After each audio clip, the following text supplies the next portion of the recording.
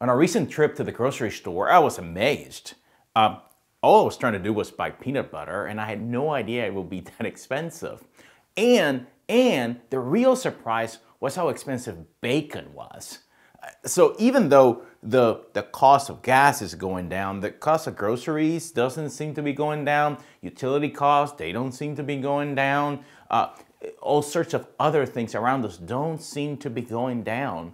And so it would be natural for all of us to be concerned. And hey, I'm in a great privileged place. I have a job. My spouse has a job. We are able to absorb some of these things that are happening around us, but we know that it's getting tighter and more difficult for so many people. And if I feel a bit of that pressure, I can only imagine my neighbors around me in the near South neighborhood and beyond. And I'm sure you are feeling the pinch too as you listen to this sermon on this Sunday.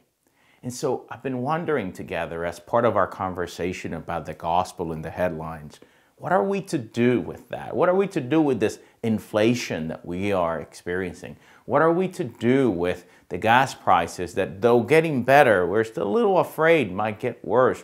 What are we to do with the fact that a lot of the ways that our pay, what we make, it seems to be flat?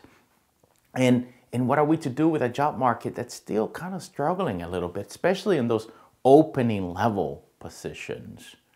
How are we to respond out of this gospel that we believe in light of that gospel that we believe in, to the economic life all around us? And that's a really difficult question. In today's story, we have Jesus, who is constantly having food with the most unlikely people. And one of the key groups of folks that he's always seems to be eating with, that he's always hanging around with, and that people hate him for that, are the tax collectors. Now, these tax collectors were interesting people in and of themselves, right? They were community members who were working on behalf of Rome that were tasked with taking the taxes from the people. Now, we know that we're not just taking the taxes from the people. We know they were also taking advantage of the people in order to line their own pockets. And yet Jesus engages them where they are. Jesus sees them. You have a guy like Matthew, for example, who became a disciple of Jesus. You have Zacchaeus, for example, who has Jesus over for dinner. And so we know there is this constant kind of tension in the Gospels between those that are well-to-do and those that have very little. After all, the Sermon on the Mount tells us that blessed are the poor, right? In fact, the gospel have all sorts of things to say about financial resources. The gospel tells us that we shouldn't build bigger barns. The gospel tells us that we should share what we have. The gospel tells us that it's easier for a camel to go through the eye of a needle than it is for a rich man to enter the kingdom of God. The gospel tells us that the last shall be first and the first shall be last. The gospel also tells us that it doesn't matter how long you've been at the day of work, that some might get paid the same as the one that got there in the morning. The gospel constantly reminds us that the needy are the people that we should be paying attention to. And so we, as people of God, are often overwhelmed with this teaching. And to be honest, for many of us, it makes us a bit uncomfortable, right? We like our savings accounts. Some of us love our investments, right? We like to have the things we want to have. And the gospel comes at us.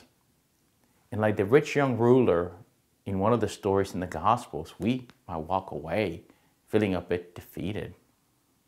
We don't want to hear it. We don't want to hear it from the preacher. And yet, we need to hear it. So the question for us is, what is the good news about the economic life of ours? Well, what are we to do with our financial resources? And so I hope that together we can come up with some kind of thoughts about this. And I want to inspire you to think about this in your own life. And one of the key aspects of the Gospels, as it relates to our economic life, is that we need to stop hoarding resources. Now, this doesn't mean that we shouldn't have a a savings account. This doesn't mean we should not put some money away for retirement, but it means that we should really do some deep thinking about how much we are hoarding for ourselves. How many resources are we accumulating long term? And that relates to everything, not just financial resources, but things we have and houses we own and cars and all the other kind of luxuries of life. It really is the deep question about how are we in relation to those things? Are those things capturing our imagination? Are those the things that we think are really the things that will give us salvation? Do we really need those things? There was an article this week that I read about how much clothing the average American buys. And the article was telling us that Americans overbuy clothing all the time and that we should all be more thoughtful about how much clothing we get. And I got to looking at my own clothing and wondering, when was the last time I bought something new and why did I buy it? That's the kind of question that helps us get at our hoarding tendencies, or tendencies to want to accumulate. This is the do not build bigger barns kind of teaching that the gospel gives us. That hoarding instinct often comes out of a fear that we'll never have enough. And so the second thing that I want us to think about is, I wonder what it will be like for us to behave in ways of abundance, not only towards us, but towards the world. To recognize that there is indeed enough for all of us if all of us commit to life together.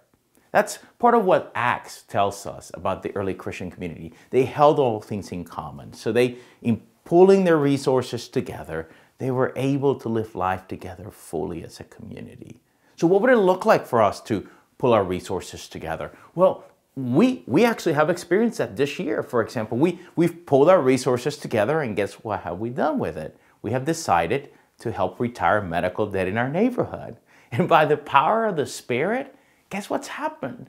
We've been able to do amazing things. Almost 400,000 as of this moment in this video that we're recording. We've been able to raise that to eliminate medical debt in our neighborhood. See, we've pulled our resources together and we've been able to do amazing things with those resources. That's just one example of the many that we could have. And that can only happen if we have an attitude of abundance. And sometimes for those who have more than others, that means that those who have a bit more need to share a bit more, right? With our communities. So it is that exercise of living in abundance that begins to transform us deeply in our imaginations, that then allow us to be more just in the ways in which we handle our financial resources in the world. So that's another possibility, to live in more abundant ways all around us. And the last piece that I think the gospel teaches us and that the headlines might help us highlight is that the gospels call us so often to give to Caesar what is to Caesar and to God what is to God. In other words, that there are things that we can do together as a civil society that can be quite powerful in our life together. That certainly means taxation in a variety of ways, but it also means as a church, what are we willing to do together financially? If we pull our resources together financially in particular ways, in powerful ways, I wonder what we could do. So early Christian communities, they built hospitals. Early Christian communities built universities. Early Christian communities educated young people that were not being educated, especially the poor. Early Christian communities began to build networks of interrelationship, and we certainly have built soup kitchens and affordable housing complexes. So we have done this in our history. So what would it look like once again to both support certain taxation that is just for all of our citizens, as well as take on major projects of life together? Imagine if we recover some of that energy and financial resourcing of Christian communities of the past. And by the way, the needs that are out there are still out there for healing and wholeness and new life. And if we do this, we together then begin to create more just communities. But in order for us to do that, we must rearrange our understanding in our minds with our financial resources. We need to begin to let go of this hyper-individualistic understanding that we want to kind of hold on to it. And we must begin to have conversations with one another, begin to pay attention to our neighbors and the way our neighbors are living today. Begin to ask questions, for example, about just wages in our communities. Begin to ask questions together about developing possibilities for good work that respects the dignity of our neighbor. We together need to begin to ask questions about how we are educating our young people and how we are coming alongside them with mentoring opportunities and with coaching so that our young people are coming together and being shaped intellectually and spiritually and physically. Investing, yes. Not just our financial resources, but ourselves into human flourishing. That movement, it's going to take us tapping into the Spirit of the living God, has called us together as a community and has empowered us. Now, we know what this looks like, for we've done it as First-Plymouth Church. We know what this looked like because our ancestors in the faith have done it in a variety of ways. I hope that in the midst of these issues with inflation and these issues where we're feeling an economic pinch, especially around our neighborhoods and our neighbors who have less than we do, that might just inspire us more deeply.